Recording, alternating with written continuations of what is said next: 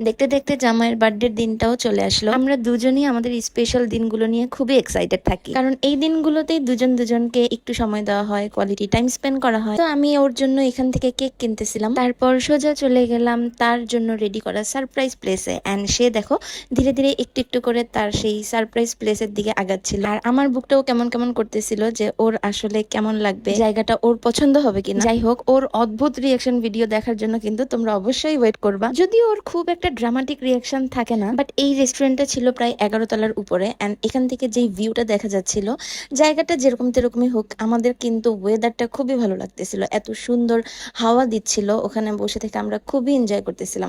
And তোমরা দেখেই বুঝতে পারতেছো যে 11 তলার উপর থেকে কি সুন্দর একটা শহরের পুরো ভিউটা আমরা দেখতে পাচ্ছি। আর এই যে আমি একটু রং ঢং করতেছিলাম।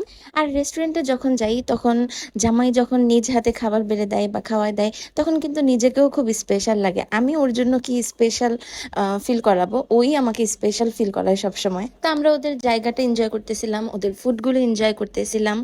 অ্যান্ড দেখো সে তার পছন্দের গিফটগুলো আনবক্সিং করতেছিল। অ্যান্ড আনবক্সিং ভিডিও কিন্তু একটা আসবে যে ওকে আমি কি কি গিফট করেছি, আর সেই ভিডিওগুলো দেখার জন্য কিন্তু পেজ থেকে চোখ সরালে হবে না, অবশ্যই লাইক শেয়ার দিয়ে পাশে থাকতে হবে, আর বেশি বেশি কমেন্ট করতে হবে আমার ভিডিওগুলোতে।